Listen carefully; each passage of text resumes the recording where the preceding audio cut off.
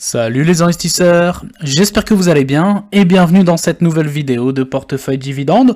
Aujourd'hui nous allons voir ensemble une nouvelle multinationale américaine que vous connaissez sans doute, il s'agit de VF Corporation.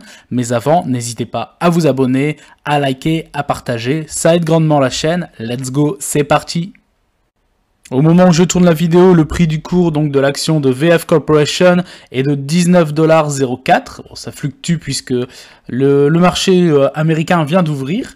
Alors concernant l'historique un petit peu de l'entreprise, donc VF Corporation est une entreprise américaine de distribution, de grande distribution de produits qui sont exclusivement liés à l'habillement. Le siège de l'entreprise se trouve à Greensboro, en Caroline du Nord, aux États-Unis. Donc celle-ci a vu le jour en 1899 en Pennsylvanie et donc à l'époque l'entreprise s'appelait Vanity Fair Steel Mills.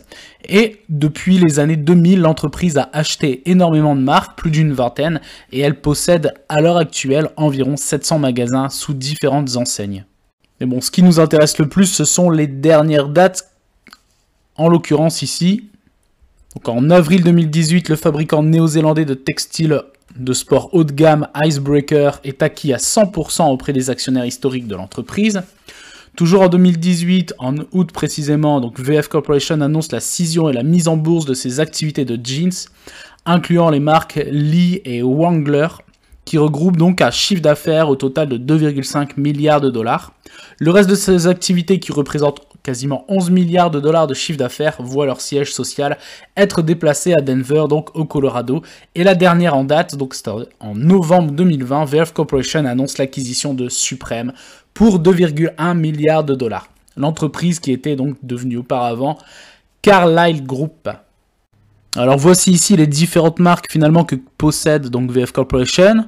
Les plus connues, donc Dickies, Eagle Creed, Eastpak, Icebreaker, Lee, Napa Pigerie, Nautica, Riders, Russell, Smartwolt, The North Face, Timberland, Vans, Wrangler et Supreme. Et donc il y a quelque chose d'intéressant à savoir, c'est que cette fameuse société VF Corporation était dans la fameuse liste des Dividend Kings, donc des sociétés qui ont augmenté au minimum pendant 50 années consécutivement leurs dividendes. Nous allons le voir par la suite, donc déjà le cours de bourse depuis quelques temps a pris un sérieux coup dans la gueule si je puis dire. Et en plus de ça, le board a changé depuis un an et demi, voire 2 ans grand maximum. Et l'entreprise a tout simplement coupé le dividende. C'est pas coupé, mais elle a drastiquement réduit son dividende, ce qui veut dire qu'après 50 années, voire plus, de versement de dividendes de façon croissante, eh bien, il s'est passé quelque chose de très important avec le board de la société et les chiffres finalement de celle-ci. Alors ici, on passe directement donc sur TradingView. Si vous voulez faire davantage de recherches donc sur VF Corporation, le ticker de l'entreprise c'est VFC. Tout simplement, donc ici on voit le cours de bourse depuis début des années 68, vous voyez, et donc on voit littéralement sur le long terme la croissance fulgurante de l'entreprise, et on voit ici par contre, donc ça c'était en 2007, fin mi-2007, début 2008, on voit donc le début de la crise des subprimes, et après on part, comme la majorité des sociétés finalement, on part après sur une croissance donc de fin 2008, début 2009 jusqu'ici 2015. Donc pendant, on va dire, 6 bonnes années, on voit une croissance qui est quand même très très importante. Ensuite 2015, une baisse pendant 2 années jusqu'en 2017. Milieu de l'année, donc 2017, on repart sur un plus haut historique. Ici, à quasiment 100 $. Et ici, vous voyez donc 2020, donc des 100 $, on passe directement à une chute vertigineuse de moins 55, quasiment moins 55% du cours de bourse en l'espace de quelques mois avec le Covid.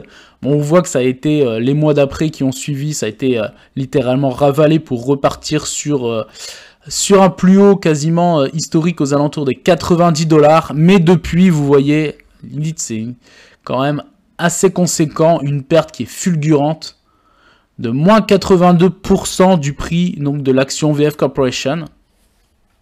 Alors si on agrandit ici légèrement, on voit qu'il y a peut-être un début de stabilisation du cours de bourse. Après concrètement, je pense qu'ici il peut y avoir, je suis pas trader, je pense qu'ici il peut y avoir clairement une sorte de support avec le haut ici ou le bas ici aux alentours donc des années, vous imaginez, parce que là le prix, on retourne sur des prix qui étaient celui de 2007, 2008, 2009 quoi. C'est tout bonnement exceptionnel. Alors pas forcément dans le bon sens du terme, puisque la majorité des investisseurs n'ayant pas vendu et acquis à partir de 2011 des actions du coup de VF Corporation, sachant qu'elle était dans la fameuse liste des Dividend King, eh bien se retrouve avec une perte assez conséquente.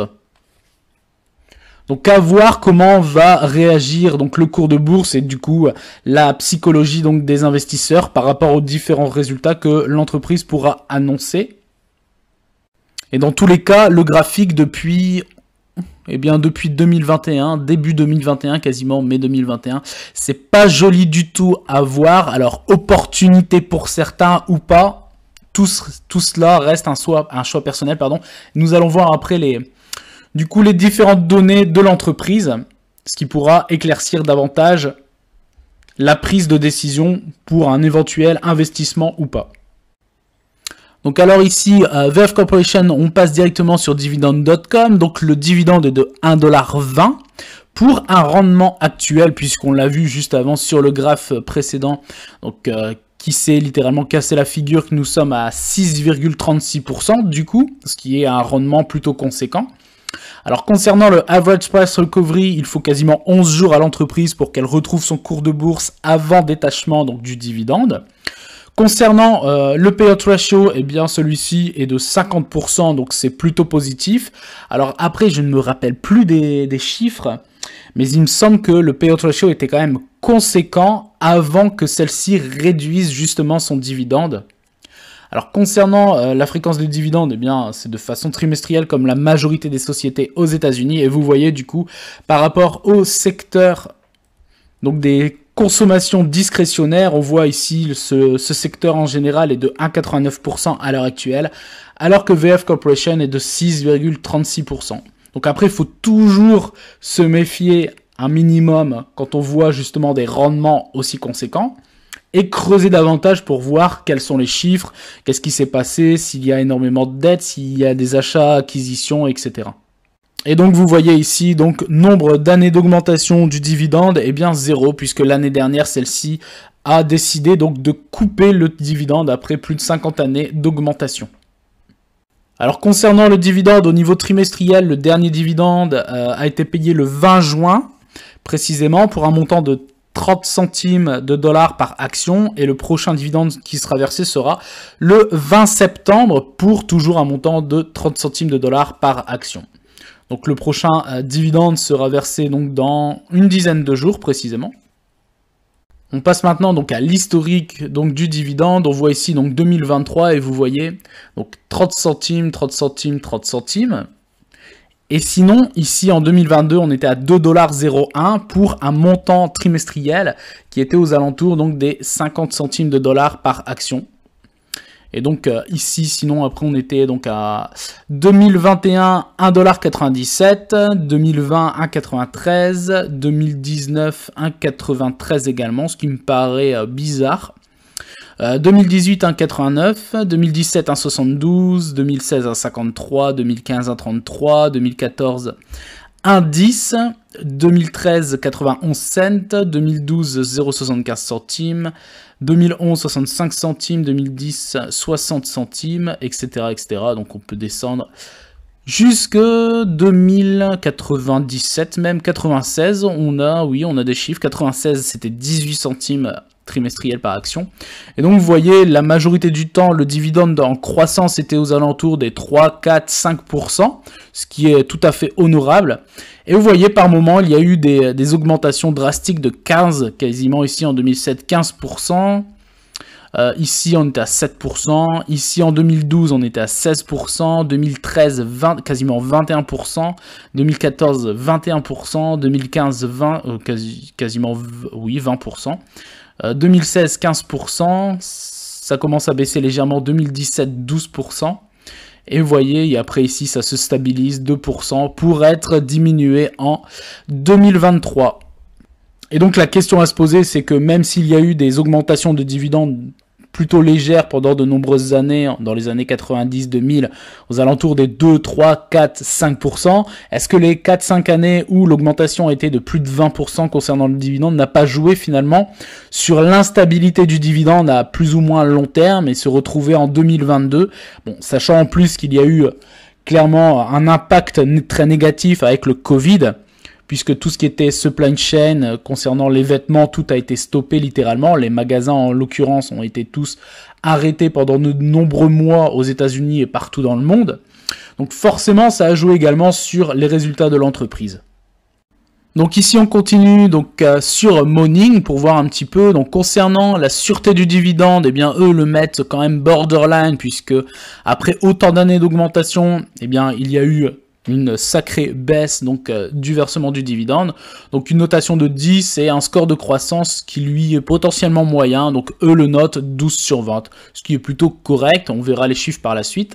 Concernant du coup la croissance du dividende sur donc une moyenne sur les 5 dernières années, elle est aux alentours des 4% par an, ce qui est plutôt honorable finalement. La capitalisation de l'entreprise sur le marché est estimée à 7 milliards de dollars. Le ratio, donc cours par rapport au bénéfice est quasiment de x63. Et donc ici, vous voyez, donc on verra par la suite concernant les chiffres si ça valide ou pas, mais le bénéfice par action est lui très très médiocre. Alors ici, le prix, on l'a vu tout à l'heure, et on voit que finalement, le graphique c'est quand même assez craignos si je puis dire. Alors après, à voir si ici ça sera une zone de support potentiel à moyen long terme pour repartir. À voir. Mais une chose qui est assez intéressante également, c'est que même si l'entreprise a littéralement baissé son dividende après tant d'années, elle ne l'a pas définitivement coupé. Donc, et c'est ça qui est finalement important, c'est qu'aux États-Unis, dans la majorité des sociétés, il y a toujours une culture du dividende. Et même si votre portefeuille baisse par rapport à une coupure ou une restriction du dividende, eh bien, vous aurez, si vous avez construit une position, et ça c'est quelque chose qui est plutôt intéressant, même si ça reste finalement, en tout cas pour moi personnellement, un très très gros signal d'alerte quand une société coupe ou même diminue son dividende, mais finalement, on se retrouve avec certes un dividende diminué, mais pas totalement coupé. Donc là on passe ici sur la comparaison donc des performances donc de VF Corporation par rapport aux différents indices et aux secteurs donc discrétionnaires en l'occurrence. Donc bah clairement il n'y a pas photo, hein. Le retour sur un an c'est moins 51% pour VF Corporation, alors que le S&P 500 c'est plus 9% et le Nasdaq plus 19%, et le secteur donc discrétionnaire est lui à plus 6%. Donc clairement les résultats sont médiocres, hein, pour VF Corporation, et le retour sur 5 ans c'est pire encore puisqu'on est à moins 75%, alors que le S&P on est sur plus 52, le Nasdaq plus 97 et le secteur discrétionnaire en l'occurrence on est à plus 64%. Alors là, ici, on voit le graphique donc par rapport à la pseudo, entre guillemets, valorisation de l'entreprise. Donc tout ce qui est en vert dégradé, c'est une zone potentielle de sous-évaluation. Jaune dégradé, la potentielle zone de surévaluation.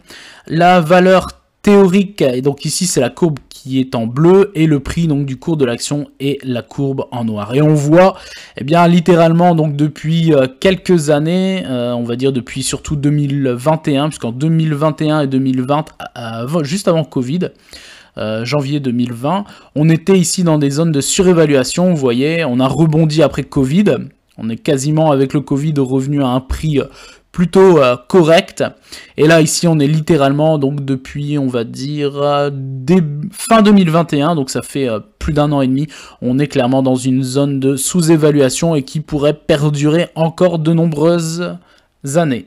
Vous voyez ici donc l'historique du dividende et on voit le cours, on voit que ici pendant la période donc en 2012 jusqu'à 2018-2019, on voit qu'il y avait quand même une croissance qui était plutôt conséquente par rapport aux autres années, et on voit ici donc 2022, donc l'année dernière, coupure du dividende de bien quasiment 50%, hein, finalement. Alors ici donc je suis sur Yahoo Finance. Alors, on va passer directement concernant les données financières, donc le fameux compte de résultat, ici directement en annuel. Donc alors, ici en 2019, le chiffre d'affaires de l'entreprise était de 10,27 milliards de dollars pour un bénéfice qui lui était de 1,26 milliard de dollars. On voit finalement 2020 stabilisation plus ou moins, ou légère augmentation de quelques 200 millions de dollars, donc passant à 10,5 milliards de dollars de chiffre d'affaires. Et par contre, on voit clairement que le bénéfice a lui été directement divisé par 2 pour se retrouver à quasiment 680 millions de dollars. Et on voit au continu, donc 2021, le chiffre d'affaires baisse de quasiment 1,5 milliard. 1 milliard et demi pour passer à 9,24 milliards de dollars. Et vous voyez un bénéfice qui descend encore de quasiment 200 millions de dollars pour se retrouver à 400 millions. 2022, réaugmentation donc du chiffre d'affaires passant à 11,8 milliards de dollars. Et on repart sur un bénéfice qui remonte passant à 1,4 milliard de dollars.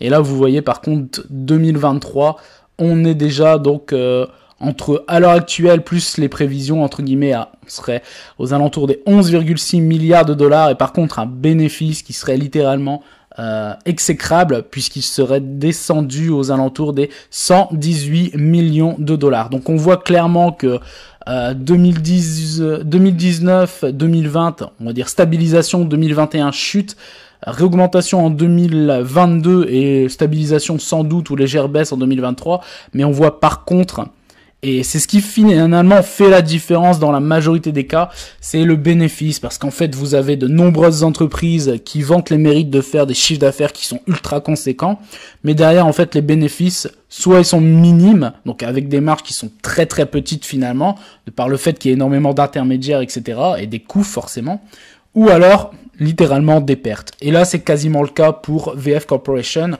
puisqu'on voit que finalement, sur les 5 dernières années, les bénéfices ne sont pas extraordinaires en soi. Et si on descend ici, donc on voit la variation par rapport à, donc avec 2023, par rapport à 2022, finalement, on voit chiffre d'affaires moins, pour l'instant, moins 1,94%. Tous les chiffres sont dans le rouge finalement. À part donc les charges d'exploitation, en fait ont augmenté, donc plus 5,75%, donc voilà. Concernant le résultat net, moins 91% en tout cas à l'heure actuelle, la marge bénéficiaire moins 91%, le bénéfice par action, vous voyez, moins 33, moins 34%, donc ce qui finalement valide le fait que sur Morning, on était aux alentours des 3 centimes, ou des 30 centimes, je ne sais plus, mais dans tous les cas, les résultats sont très très négatifs. L'excédent brut d'exploitation, c'est-à-dire le EBITDA, est à moins 32,76%. Donc on voit clairement que les chiffres sont quand même assez inquiétants. Et donc, là, si je pouvais déjà tirer, en tout cas personnellement, une première conclusion, c'est que je n'investirais pas dans VF Corporation. Alors ici, concernant donc le flux de trésorerie, donc flux de trésorerie, c'est tout ce qui concerne le cash flow, donc entre les entrées et les sorties, du cash finalement dans les caisses de la boîte. Donc on voit ici 2019, cash flow, donc trésorerie négative, moins 132 millions en 2019, plus 854 millions en 2020, moins 560 millions de dollars en 2021, 2022 plus 425 millions, et ici pour cette année 2023, on est parti donc sur du moins 460 millions de dollars. Donc finalement le flux de trésorerie entrant et sortant, il est quand même très très instable, très clairement, et donc c'est également très négatif, puisque d'une année à une autre, on se retrouve avec plus 800 millions en 2020 et moins 400 millions en 2021, et quasiment pareil en 2023, donc ces chiffres finalement montrent vraiment une instabilité incroyable dans les comptes de l'entreprise. Et donc finalement, ça n'incite absolument pas à investir dans cette boîte, même si le prix est totalement sous-évalué, finalement, là, il y a une véritable raison. Et on va voir ici, du coup, des résultats trimestriels, et donc finalement, les raisons principales de ces chiffres catastrophiques concernant VF Corporation. Et donc, celle-ci lance un avertissement.